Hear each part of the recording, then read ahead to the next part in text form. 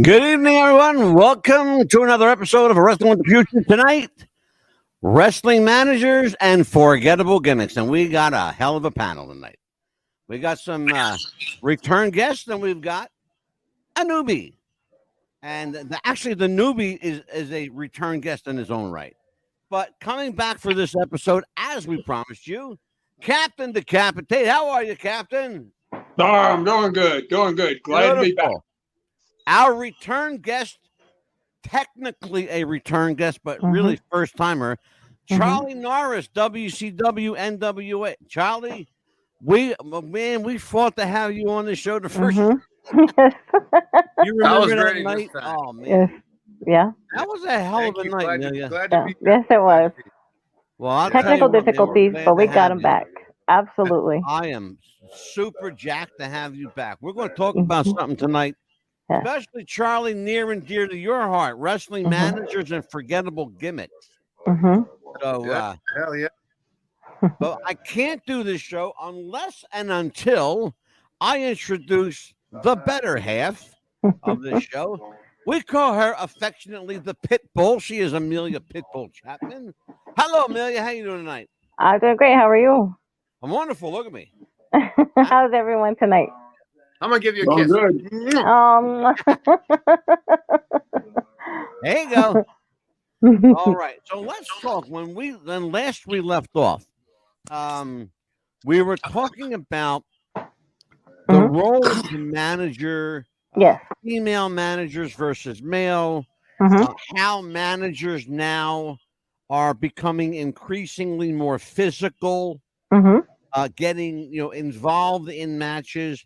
We've seen that play out once in a while, in the old school days. And now more like in the future. Today. Now it's a regular thing. Absolutely it is. I'm going to go right to Charlie Norris on this one. All right. Are you a fan of managers involving themselves physically in matches?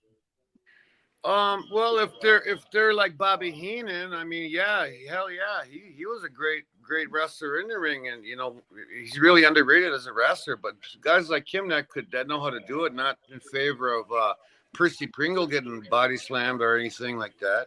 Yeah, so, that's someone that knows how to.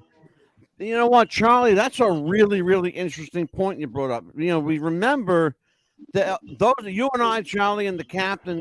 Those of us old enough to remember, Bobby Heenan before he was a manager was a full-bore wrestler. Yeah, great on wrestler. Great, and right? So yeah. he could take bumps and he can, he could fling himself around. Yeah. We had a woman on the show last week, a female manager. She weighs maybe all of 110 pounds soaking wet.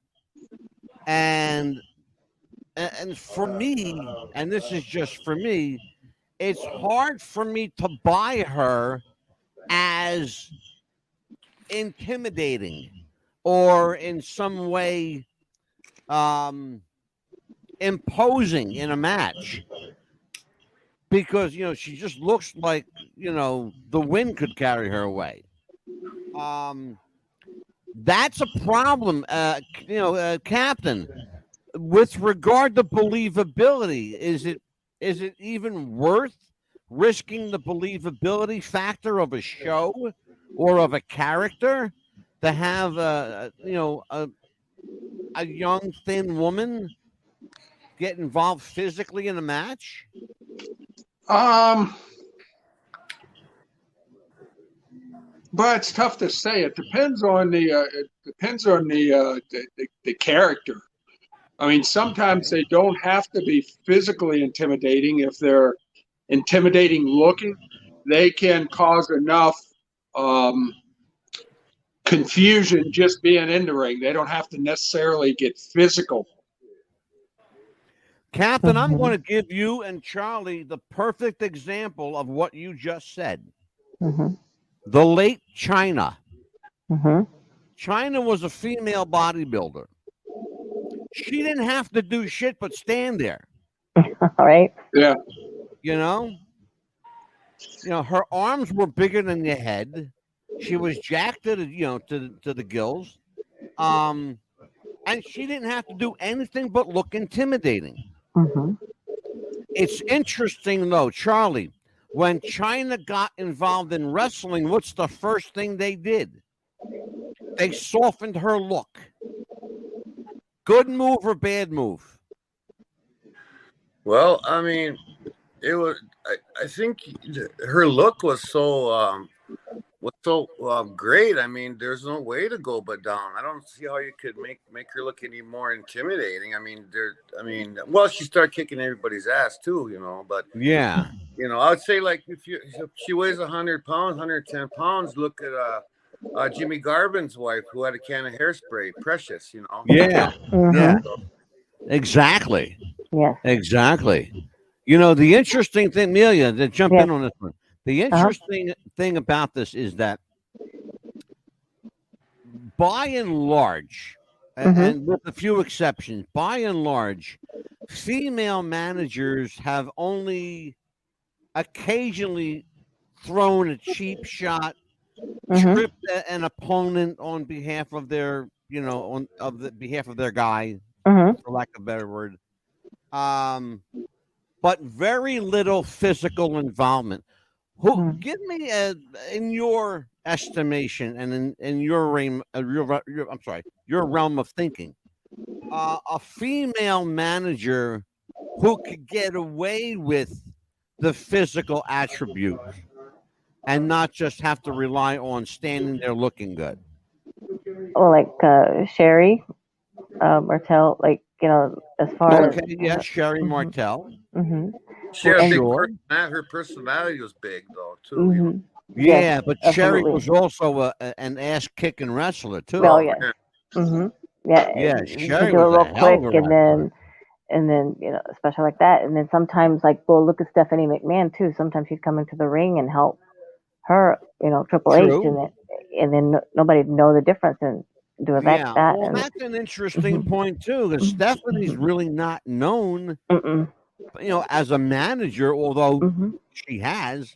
And But then toward because the her name end, is McMahon, mhm, but here's the thing though, mhm. because her name is McMahon, she's expected Oh to yes. wrestle. And then toward And the end, Elizabeth did that too. Charlie's going to have a lot to say about Vince McMahon when we get to Mhm. talking about him Mhm. later. And then toward the end, Yeah. Elizabeth Oh started getting yeah. involved, Because and nobody's expected that. yeah, Charlie's got a Vince McMahon story to tell. In fact, Mhm. Charlie's got a couple stories to tell tonight. Mhm. And we're going to talk about wrestling managers that play Mhm. into that and forgettable gimmicks. Mhm. So this show tonight's going to revolve around Charlie Norris in a lot of ways, Mhm. and so of which I'm sure Charlie is grateful.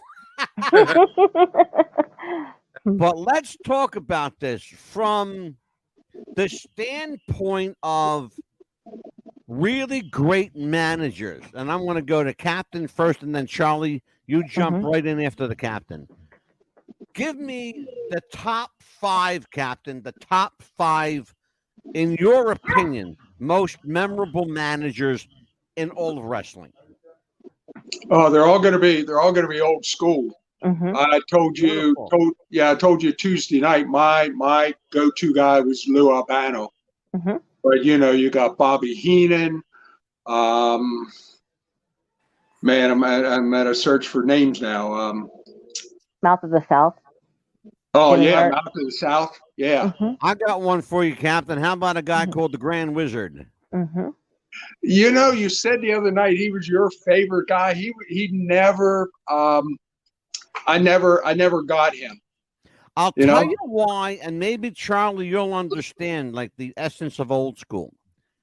The Grand Wizard for me was the quintessential manager because we knew what he looked like with or without the glasses, with or without the turban on his head.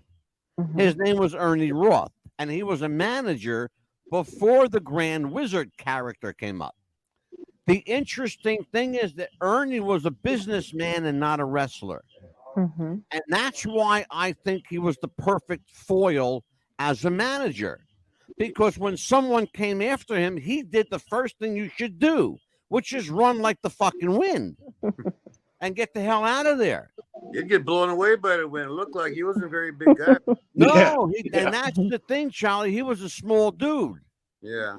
He was only like 5'4", You know, he was a small guy. He wasn't a big man at all. Mhm. And remember, he was also an older guy. He Mhm. wasn't a young kid. Mhm. You know, he was in his Mhm. 40s when he became the Grand Wizard. Right. You know, so Captain, you maybe throw a couple, one or two more in there. Old school. Of course, Paul Bear. Mhm. Oh yeah, the old Bill Moody. Yeah. Yeah, Mhm. love that character. Wow, there's somebody the name's right on the tip of my tongue and I can't think of. I said Bobby Heenan. Mhm. Who was the other one? Like Bobby Heenan. How about Classy Freddie Blassie? Blassie, that's it. Yes, Yeah, that's Blassie. it. I couldn't think of that name. Mhm. Yeah. Mhm. He was probably Little Albano was my favorite. Probably Blassie was my second favorite. Mhm. Charlie, jump in, brother. Well, you're talking old school. I mean, Oh. Uh-oh. Where'd Uh-oh. Charlie go? Oh, the old school. The first one I was familiar with when I studied old tapes was Gorgeous George's. I think it was a guy first. Then it was his wife. I think a woman after that. It was Mrs. Gorgeous. Mhm. Yeah. Patricia They got a lot Wagner. of heat, Mhm. Good, it was a really good gimmick, man. Yeah, Patricia Wagner. Mrs. Gorgeous George was his manager, Mhm. and valet. Interestingly, we have a friend of the show named Seth Witz. His uncle, Charlie, his uncle was Gorgeous George's manager and valet. The guy that came out with the gold bobby pins. Oh yeah, Mhm. Yeah. He's a friend of our show. yeah. Seth Okay, Witz. cool. Yeah, great guy. So let's talk about some other names from maybe the past 15, 20 years that stand out as like quintessential manager types. Wow. Could be WWF, WCW, NWA, AWA. We're not going to limit it to one federation for sure. Right. Man, that's hard. That's a hard one because there ain't been that many last 15, 20 years, I don't think, has there? yeah, they've tried Well, to pretty much do away with them. Yeah. Yeah. Well, I'll tell you what. Just off the top of my head, I can think of. I'll go old school. Here you go. Wild Red Berry. Al Costello from the Kangaroos became Yeah. right. He became a manager. Got Grand Wizard. You got Arnold Skoland. Let's not forget Arnold Skoland was Bruno Sammartino's manager. Yeah. Gary Hart. You had Elizabeth. Here's one for you, Elizabeth. Okay. Yeah. And Gary Hart. You got the Jimmy the Mouth of the South Hart. Johnny's Valiant from the Valiant Brothers became the manager of the Samoans for a while. Yes. Yeah. After the captain. People and a lot of people forget that. A lot of people forget that Mr. Fuji was a manager. Oh yes. I That's forgot right. about him. Yeah. Yeah. You know, this is just off the top of my head. You know, so you got there Paul were Ellen. guys. And see, the other thing too, Charlie, and you know this because you lived it, is a lot of the older workers who couldn't work anymore, the promoters would keep them employed by hiring them as managers. Adnan El Casey when he managed Guards up there. A perfect example. Yeah. Yeah, he was always going to get involved. He was always going to get involved in a dang match. Oh, Sheik Adnan, absolutely. Yeah. Absolutely. Here's one for you. I'll go old school with you. Bobby Davis. Bobby Davis was the manager of Buddy Rogers. You know? Here's another one probably none of you remember. Pepper Gomez. I know Pepper Gold, yeah. You know who I'm talking about? He was a wrestler. Was he a manager? He sure was. Yes, sir. Oh, okay. He was a wrestler and manager. Pepper Gomez. Yes, sir. Yeah, see, Charlie knows because he wrestled in that Southwest area He wrestled in Mhm. Texas, Oklahoma. Mhm. You know, AWA right here. I grew up watching Pepper Gomez here in Minneapolis. Mhm. Yeah. AWA, yeah, he was here. He had an iron stomach or something. Yeah. Well, the big thing was, Charlie, is that he worked. I think he worked for it might have been either Dick the Bruiser or the Crusher. Mhm. I think Minnesota was the Crusher or the Bruiser. Yep. Yep. Right? Was. Yep. Yeah. Hell yeah, And man. so I think Pepper actually worked for Crusher's territory for a while. hmm You know? He was a wrestler here. I mean, I don't know. Oh God, yeah. Yeah. Absolutely. Yeah. Absolutely. It's somebody just trying. Listen to this shit. Look at this. Is that you, Vince Russo? You got old. No, it's not Vince Russo. Russo never looked that good. Yeah. Thank you, John. Right. Somebody want to know if I'm Vince Russo? No, Vince. I know Vince. He's a good friend of mine. I know Vince. Well. Mhm. Great guy. And he's been on our show a couple of Jim Cornette. Yeah, There Jim you Cornette. go. That's another one. That's another one that people Mhm. forget about. Mhm. So obvious. Mhm. But let's go with the Gary Hart. There you go, Colonel Robert Parker. Mhm. Colonel Robert Parker, right? Mhm. Robert Fuller, Yeah. Yes. right?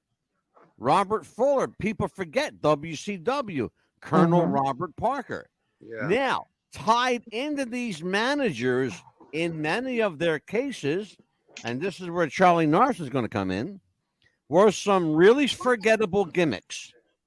So, Charlie, let's talk about bad gimmicks, and we'll go around the horn. But after you're done, the Cap, you'll jump in. Talk about Starting some with forgettable gimmicks. I didn't like the Red Rooster. That was kind of a rib, I think, on Terry Taylor. Mhm. It was. Oh, goodness, that was horrible. That was, Charlie, you mentioned the perfect person, Terry Taylor, who is one amazing wrestler. Oh, and hell yeah. could wrestle your balls off, right? Hell yeah. I don't know who he pissed off or what he said. Everybody. Man, they made his life a miserable living hell Mhm. for They 2 years. They used to book him when he was booked somewhere. They'd, like, if he says he's going to Denver to Chicago, he'd go through Salt Lake City, North Dakota, Ohio. They fucked with him a lot, man. Yeah. Yeah. I don't know what kind of heat he had, so Yeah, and I don't know why. He always seemed like a really great guy. yeah. Mhm. He always seemed like he could, he work, like, Mhm. really work. Yeah. And I just don't understand, like, I like here you go. You mentioned a rib. A lot of people thought Vince McMahon, who we'll talk about, they said that Vince, was trying to show Dusty Rhodes who was boss, and he gave him that polka dot gimmick. What was that Sapphire. all? Yeah, what was that all about, Charles? You were around during that period. What was going on? Well, I was just breaking in then, and they gave him that, Right. that little lady manager, Sapphire. Oh yeah. They said that the rumor was Dusty didn't like black people. Now, I don't know if that's true or not. I mean, someone told me that on the inside. Well, Grizzly Smith told me that. And so, I mean, they gave him something, and Dusty told Dustin, me and Dustin used to travel a lot together, and he said, they're going to give me a gimmick, and I'm going to get it over. They try to, they didn't think that he'd get over with it. So, Yeah. I, you know what? I got to tell you something. And I'm not, Grizzly Smith, rest in peace, he's dead, but I'm not going to, dispute what he said. But I will say this, though. I find it extremely hard to believe that Dusty Rhodes was a racist in any way, shape, or form. I never heard because he was so over with the black community. Yeah. Mhm. The jive. Oh yeah. donated money to the black Mhm. community. A the lot black of folks money. loved him, man. They loved Mhm. Oh my God, are Yeah. you shitting me?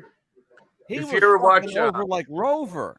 the Mhm. old, Thunderbolt Patterson, I mean, he copied a lot of Thunderbolt's their moves, grooving around, Mhm. Yeah, and he copied a lot of Bolt stuff, and yeah. Dusty was just, man, I love Dusty Rhodes, man. Well, let me ask you a question. You mentioned Thunderbolt Patterson. If a wrestler, and we've talked about this before, if a wrestler steals another guy's moves, it's gimmick infringement, right? But Um, no, it's just Dusty was the booker. Dusty was the main eventer down here in Florida, and all down through there. And he did. I don't know if Bolt was ever a main eventer like Dusty. So I just think he still Mhm. put his jive, his movements and all his whatever he's doing. I've seen a lot of that in Thunderbolt. When he was working back Mhm. on, some of them. Just yeah, whatever he did, but yeah, Dusty is another, like, I loved him when I was a kid. He hired me in WCW, and I love Dusty Rhodes, man. yeah. Well, yeah. Thank you for mentioning that because I was going to go there. Mhm. Yeah, you had a job because of Dusty Rhodes. Dusty and Ole Anderson, yep. Yeah. Mhm. Holy, there's a guy talk about, you love him or you hate him. Ole was one of those guys, you can only take him or leave him. There's no middle ground with Ole. No. Mhm. I got Ole's along gonna, good with Ole. I got along good with him because I understood him. All the guys here, he come recruited a lot of guys here in Minnesota. oh, He sure walked into did. the bar one night, and Eddie Sharkey was the bartender. Oh my The God. Warlord, Barry Darso, the Road Warriors, uh, Mhm. I'm forgetting Nord the Barbarian. They're all Yeah. working at Rick Root at this bar. And Ole walked in and he said, "All you guys, I'm going to bring it on to Atlanta next week." And these guys were barely out of camp. Just barely. They're green. So he did. He brought all of them down there and hired all of them. So yeah, And Ole was grumpy and he was gruff. yeah. But I knew Ole. I made him laugh actually a couple times. So. Well, the thing about Ole is you knew right as soon as he opened his mouth, you knew where he stood. Yeah. He Mhm. liked you, he didn't. There was no He didn't like ass kissers or stooges and all that. no. Oh my God. No, he Nope, Mhm. not at all. Mm-hmm. Yeah, we're going to talk a little bit later about an incident that happened with Ole and actually a guy that we lost not too long ago, but Paul Orndorff. Mhm. Oh yeah. You know what I'm talking about, don't you, Charlie? Somewhat, yeah. Paul's a Yeah, good friend of mine. Yeah, I love Paul, man. Good. yeah. Captain, your gimmick, this Captain Decapitate. It's an interesting. First of all, the visual is incredible. Mhm. We talked last week about how people, love pirates and they don't Mhm. like clowns. Yes. Well, Yeah. there you go. Don't you dare show that again. Oh God. Now, this is Captain Oh my Decapitate God. acting in a film. Captain, what's the name of this movie? Oh my That was MILFs versus Zombies. God. Oh, MILFs versus Oh Zombies. my God. Yeah, that I was love it. my first movie I ever did. Charlie, I got to get you a copy of that movie, MILFs versus Zombies. Hell yeah. Do not send me a picture of that thing. Amelia, What? what's the matter, kid? Why are I you do covering not. your face? I'm scared of clowns. Thank you. There's something about this picture that's just, she can't look at it. I do not like I clowns. think Scared of it's clowns. great. I think it's fucking Uh-huh. hilarious, to be honest with you. Me, I'm Right, responsible for all this. I sent this to him last night. Uh-huh. Yeah. Yep. Found it. Yeah. I was going through it and I found it and I thought you'd enjoy it. It's It looks great. like I love looking it. right through somebody, man. Like, holy shit. Yeah. You're gonna be walking the plank. Yeah. I love it. Yeah. Oh my God, that was funny. Charlie, I have up on the screen right now, I have a little something you and I were talking about. It says here, Charlie sued WCW for racial stereotyping of Native Americans as quote unquote Indians. Let's talk about what happened since Eric Bischoff already violated the do not tell order. So it's out there and everybody's talking about it. Conrad Thompson's talking about it. So what happened, Charlie? Well, there, the general public out there, and say like the Washington Redskins, the natives don't like how we see little children mocking Native Americans and going, ooh, it ain't their fault. They're not being malicious, or that's just the public's educated about us. Right. From TV, whatever, we're being an Indian, go dance and go war hoop or whatever. We're savages. Yeah. So, they were trying to tell me how to be an Indian, and I'm a real Indian. I'm Red Lake, Chippewa, and it's like you can't tell me how to be an Indian. I'm an Indian, man. And Indians don't dance out of anger; we dance out of celebration. I couldn't get that point across. I wanted to be just like Wahoo. I don't have to dance all over the damn place, and a little bit here and there to get the fire in the crowd going and stuff. Yeah, they expected that, so. Charlie, can I ask you a question? Because you mentioned the guy that everybody looks up to, Wahoo McDaniel. Oh, man. You and I are both. You and I are very dear friends with Karen McDaniel. Yes. Karen is a dear friend of mine. I know she's a dear friend of yours. She's been on the show many times, talked about Wahoo. Wahoo, as I understand it, would not allow someone to put him in that box and fought against it. But here's the question I want to ask you. Because he was Wahoo McDaniel and he had a lot of stroke in the business, do you think that's why they didn't give him any shit and they gave you a bunch of crap? Well, Wahoo was a big draw. If you're on the Wahoo, you're gonna make money. And no, he didn't have to do that. He was a football player. I mean, a great athlete. I mean, fans, man. I don't know if you guys know who Jim Thorpe is. He was a Native American. Yeah, absolutely. Like him and Wahoo are in that class of athletes. And absolutely. You don't tell Wahoo what to do or anything. He knows what to do, and you're not going to tell him. He didn't dance that much. He didn't dance that much there. No, as opposed to, and I really want to get your opinion on this one. And Amelia, I'm going to go to you on this. Somebody like Wahoo McDaniel, as opposed to someone like Chief Jay Strongbow. Offer some opinions on this. Amelia? For me? Oh, I thought you were talking to Charlie. No, I said Amelia. Your name's Amelia. That clown scared her. She can't talk. I know, right? I feel like I was going to say that clown scared the fuck out of her. I know. I'm still like, You're still staring there blank. I'm like, what? Can she hear me? Did her microphone go out? Well, What do you think of somebody like Wahoo McDaniel as opposed to like Chief Jay Strongbow? Well, I think I think he was more down to earth. Wahoo McDaniel was more down to earth and more talented. I think to me he was, because my dad loved Wahoo McDaniel.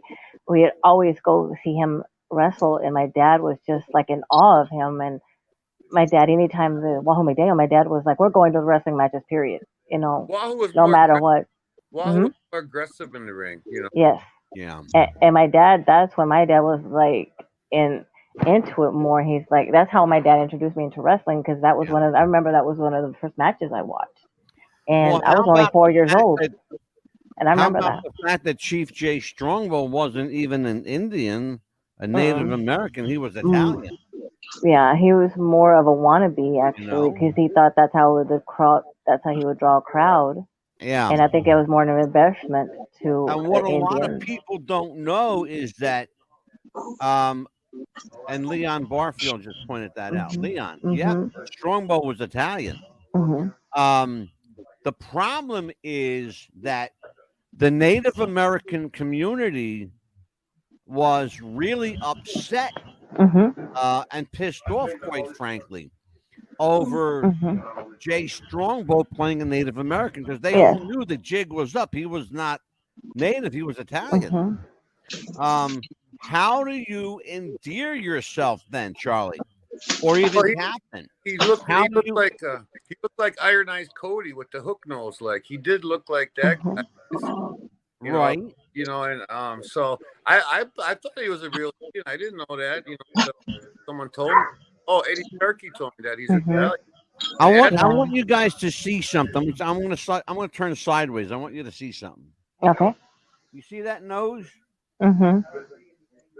That's you an go. Italian hook nose. That's the same thing. Yeah. Exactly. Now, Mm-hmm. in my culture, this is called a Caesarian nose because Mm-hmm. Julius Caesar had a big fucking honker like this. Mm-hmm. But now, Captain, why would the Native American community, who really aren't being jilted or swayed or made fun of in any way, really, why would they be angry at, Jay Strongbow, this so-called, they used to call him this wooden Indian. Why would they be offended? Is there anything to take offense to? Well, yeah. I mean, I was amazed when I was younger, and I found out that he wasn't Indian. Mm-hmm. And for me, that just ruined the whole, Mm-hmm. just ruined the whole thing. Exactly. In fact, one time, because his name was Joe Scarpa, right? Joe Scarpa, yep.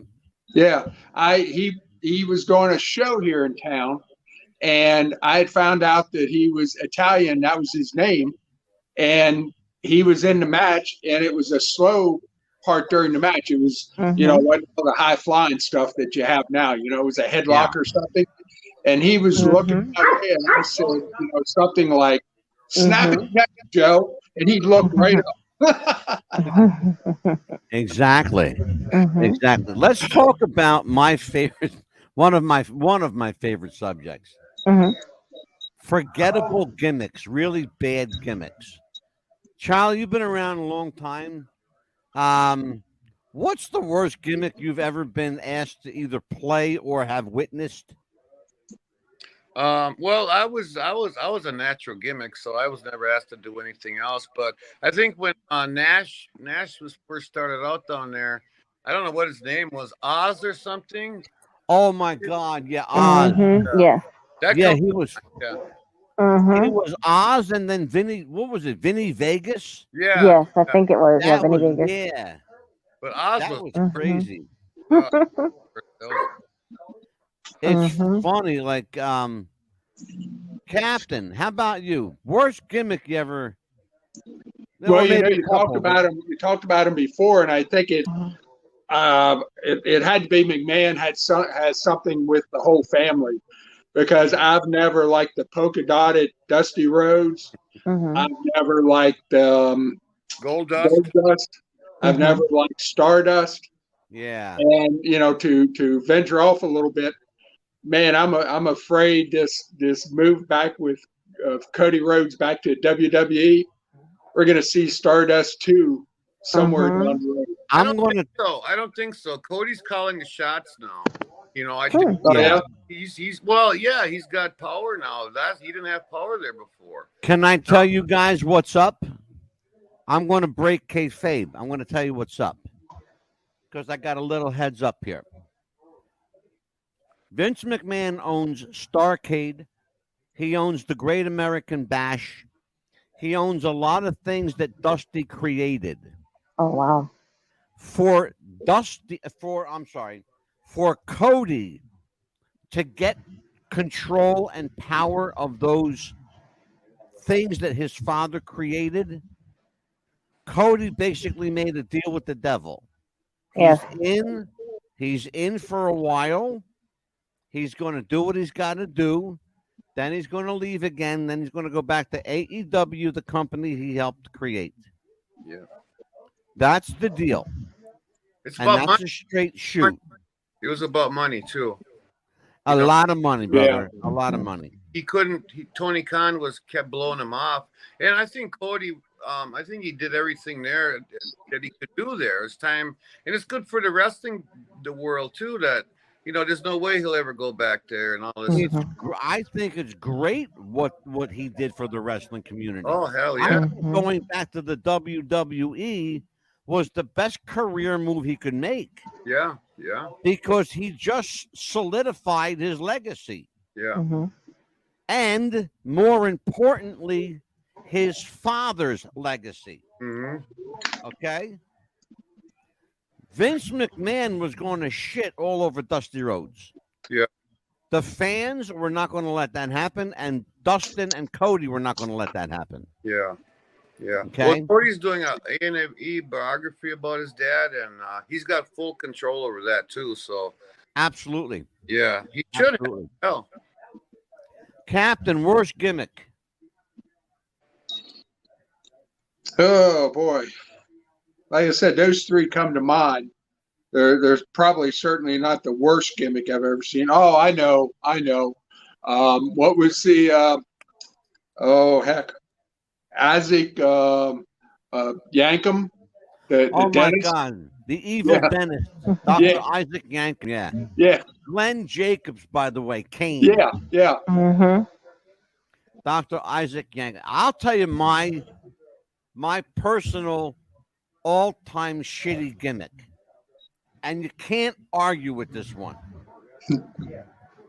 Wild Bill Irwin as the Goon. The fucking Goon. A hockey playing wrestler? Are you kidding me? A hockey player wrestler? I was waiting for the roller derby wrestler next. What kind of fucking gimmick that would be? You know? Crazy stuff.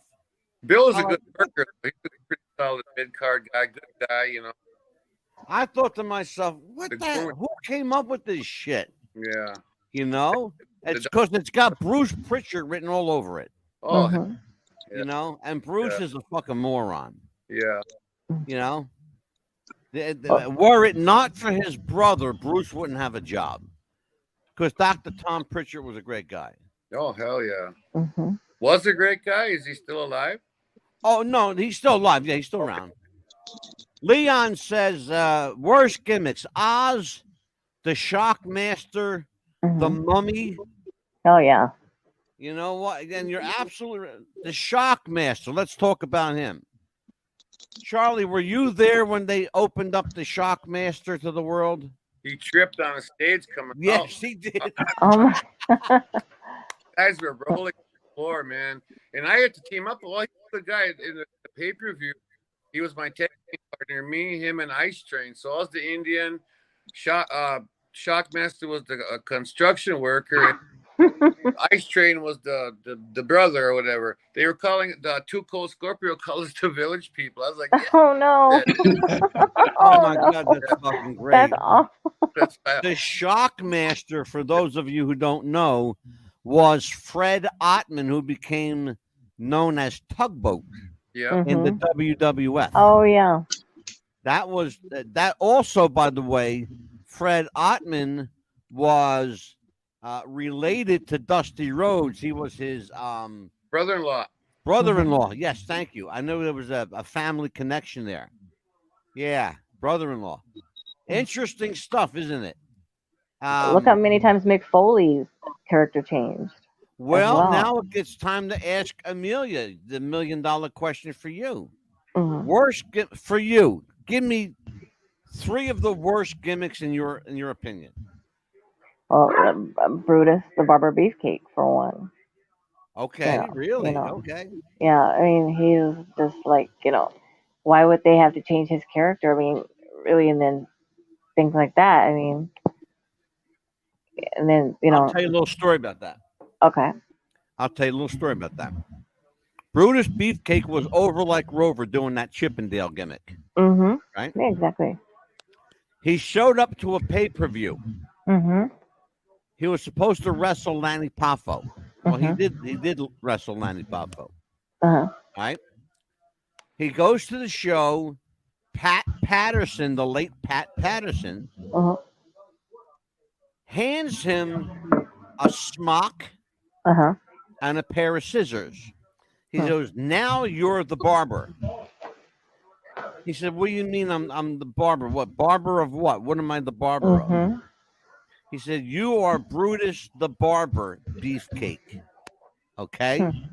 Now, everything that he worked for was out the window. Exactly. Now, all of a sudden, he's got to play this barber gimmick.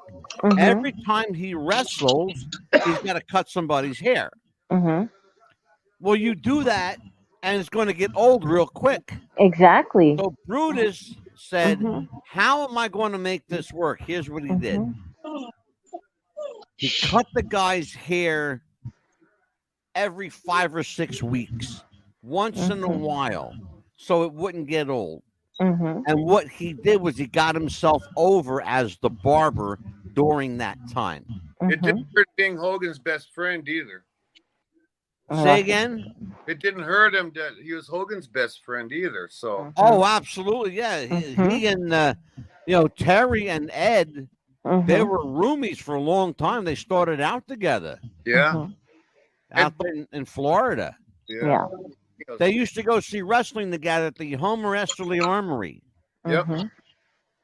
You remember that place? No, I think we lost this. Can you see me? Referee Joey Lynn is in the. Hey Joey, glad you're here. I got a question for you, Joey. Worst gimmick you ever saw?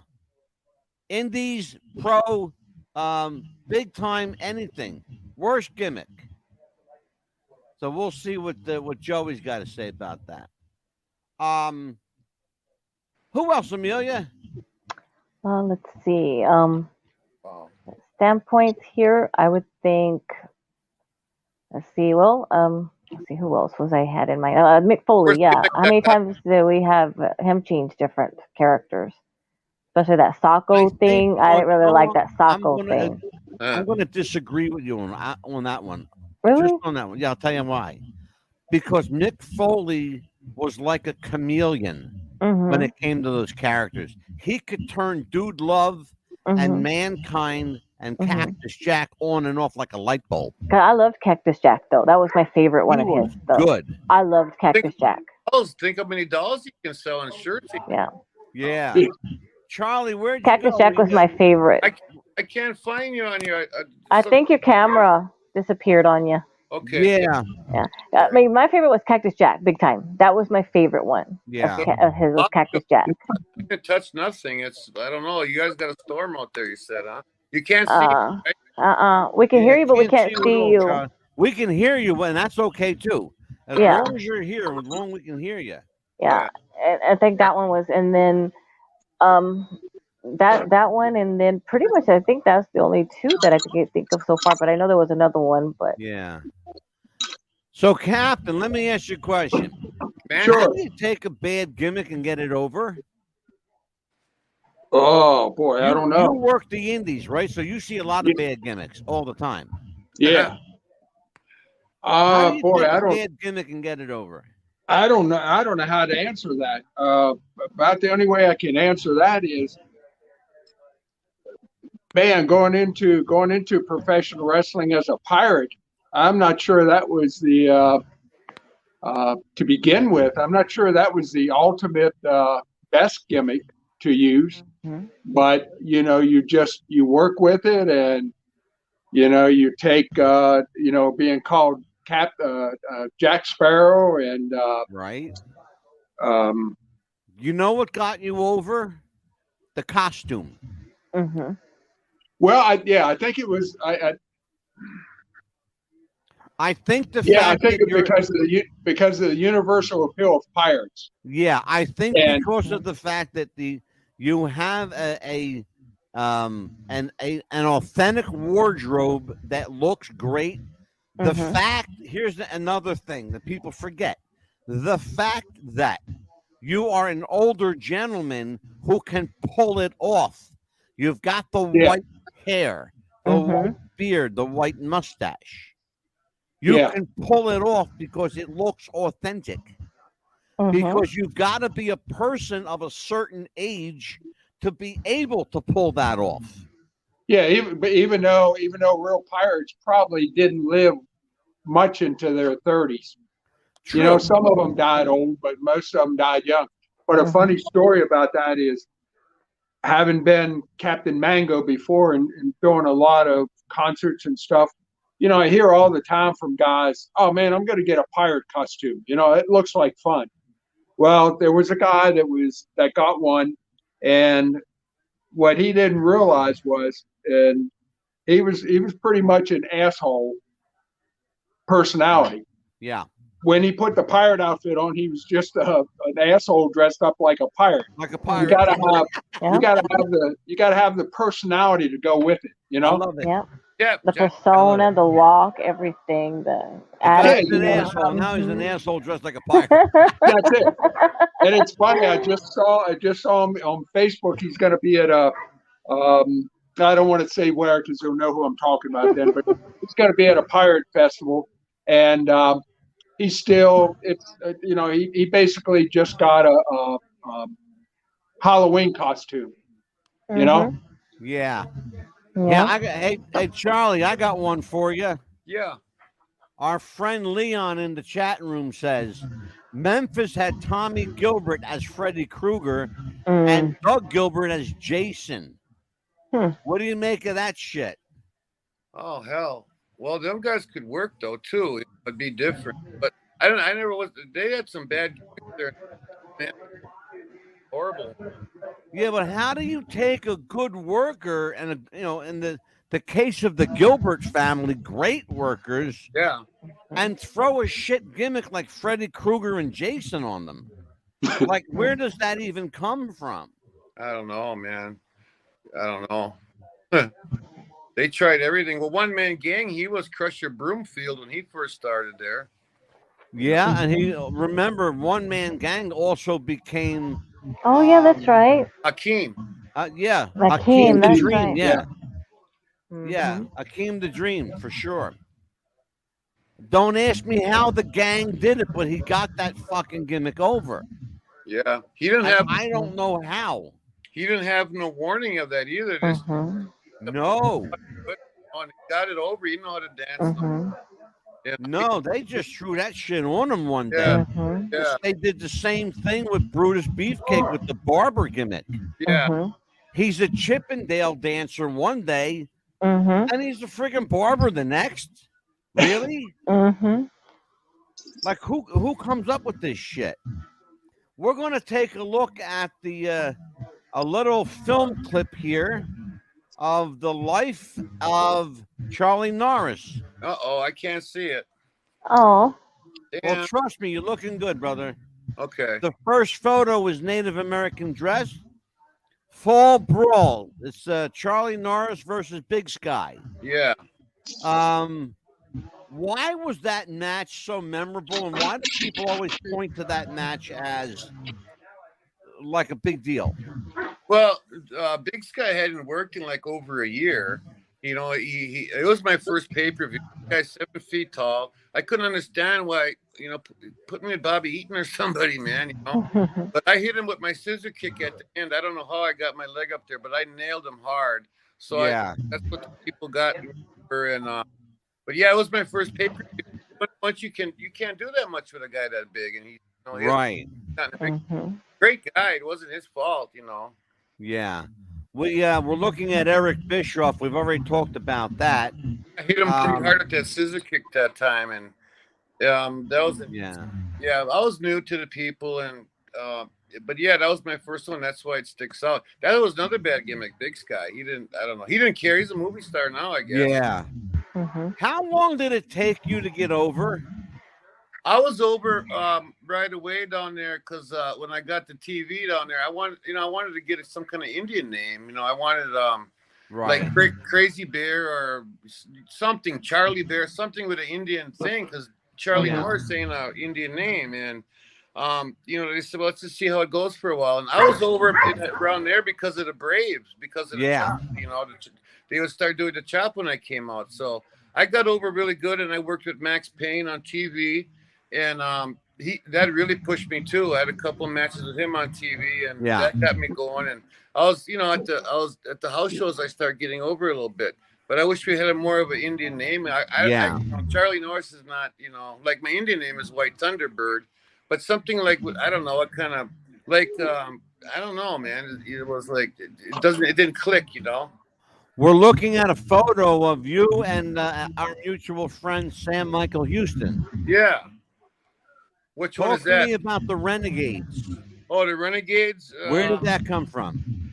Well, I came up with the name, and I worked with Sam in my first WWF tryout in Macon and Savannah, Georgia. I was only in the business 9 months, and I got a tryout. I wasn't, but Sam took care of me in there, and we looked really a lot like brothers back then. People were looking at us, are you guys brothers? And You do. I'm like, yeah, you really do favor each other. yeah. So and then we just,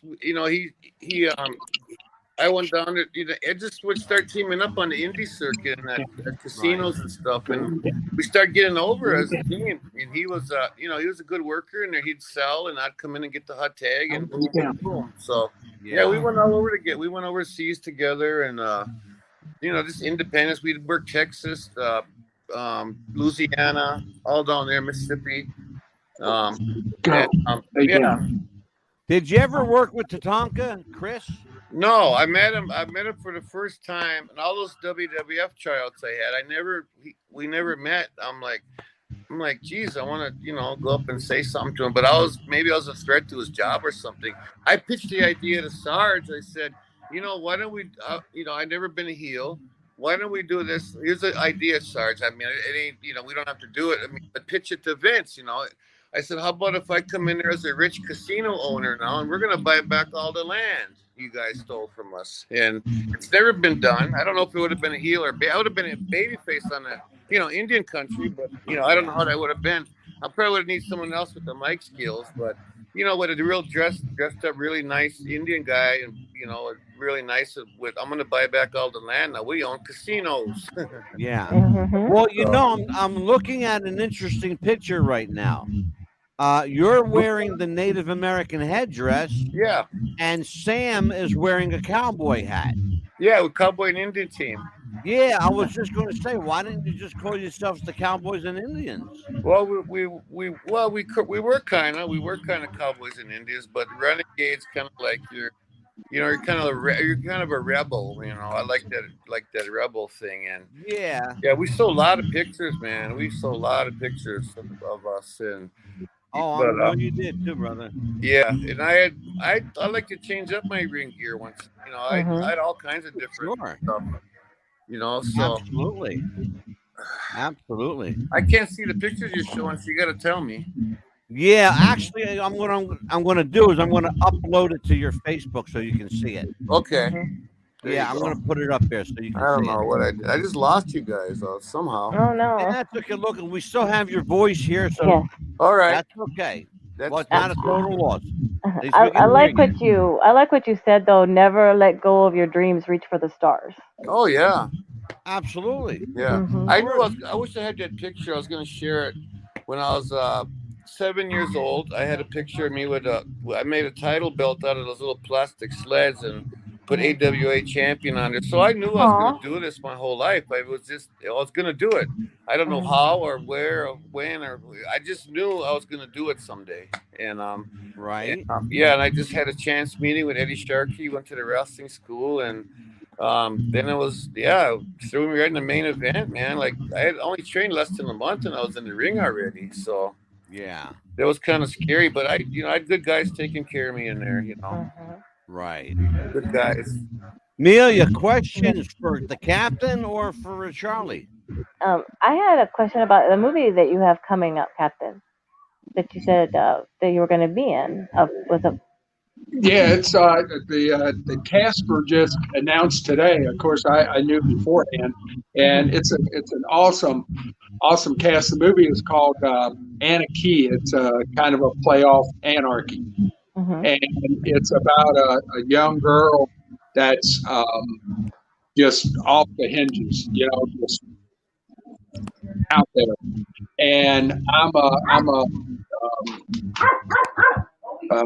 war vet, and I come through town. One of my buddies owns a bar in that town, and I come through town, and we hit it off, even though I'm a whole lot older. And so the whole premise to the movie is she gonna drag me back to my old ways, or am I gonna straighten her out?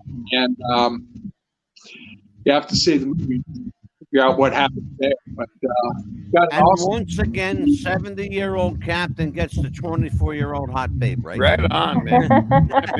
My man.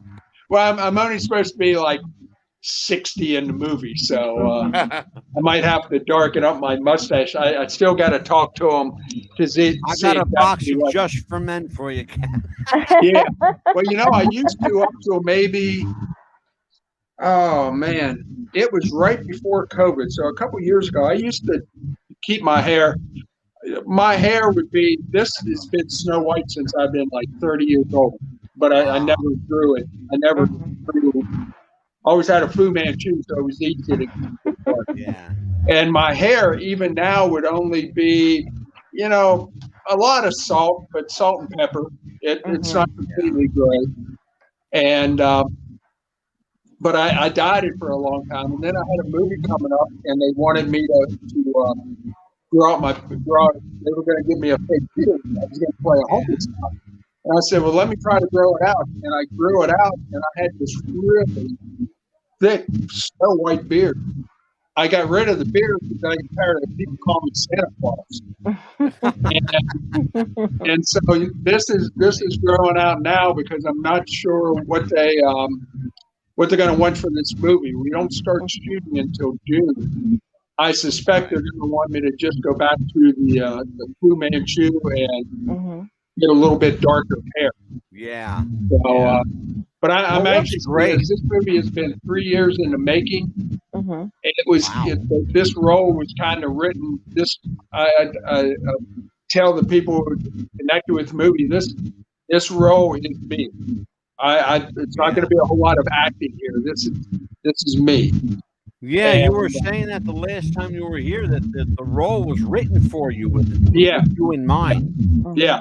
So it's and this might be I'm not sure, but this might be my last starring role because I want to do more in professional wrestling, and this is going to tie me up between June and October. Is going to tie me up about 7-8 weeks. Yeah. Are you really doing any producing of the movie? Yeah, well, I'm executive producer of this movie also.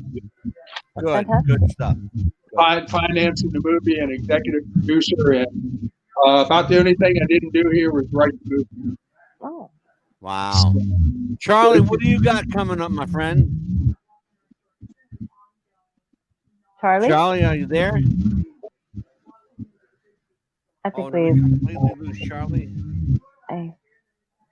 His spot is still open. Charlie, are you with us? Yeah, we lost Charlie. Oh no. Son of a bitch. Yeah, we sure did. We lost Charlie. Oh no. Well, Amelia, what do you got going on? Well, just working tomorrow. A lot of other people are off, but I'll be working tomorrow. And today we had an interesting day. Our phones I get were. to spend the day with my wife tomorrow. She's off. I get to spend some time Awesome! with Look her. at you. Yes, for a change. I get to know, spend some right? time with my Gee, wife some tonight. people are off tomorrow. I'm not. Yeah, right. Yeah. So, you're working more. We are putting a. Oh man, we got another. I got actually two things I'm doing next tomorrow. week.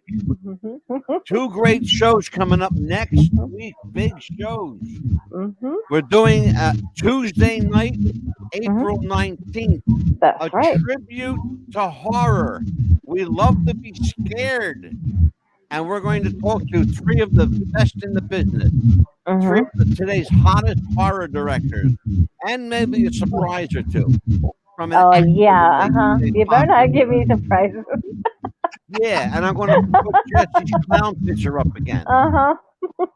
Yeah, you'll be walking the plank with him if you do that. I know, right?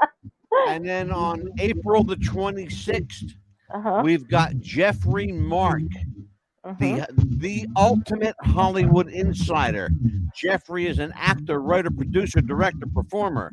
He is a performance artist. He's written 5 books, Lucille Ball, Ella Fitzgerald, the Three Stooges, you name it. He's written a book on them. He's an amazing guy, and he's going to be with us for about a 2-hour show. We've got Lacey J. Dalton coming up, Country Music Hall of Famer. I love country Ruth music. Blanche, 2-time Emmy Award winner and the writer of the Academy Awards. He will be on the show with us.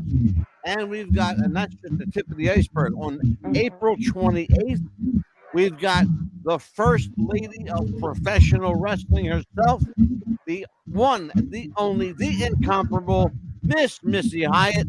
She will be with us for as long as the hell she wants to stay around. And with that in mind, for Charlie Norris, who I will contact on the phone and say, what the hell happened to you? All right. The captain for Jesse L. Green, the captain, decapitate. And you're always welcome back, Captain. Absolutely. Anytime you want me. Thank you, my brother. And for Amelia, the Pitbull. Let's do it like Michael Buffer. The Pitbull.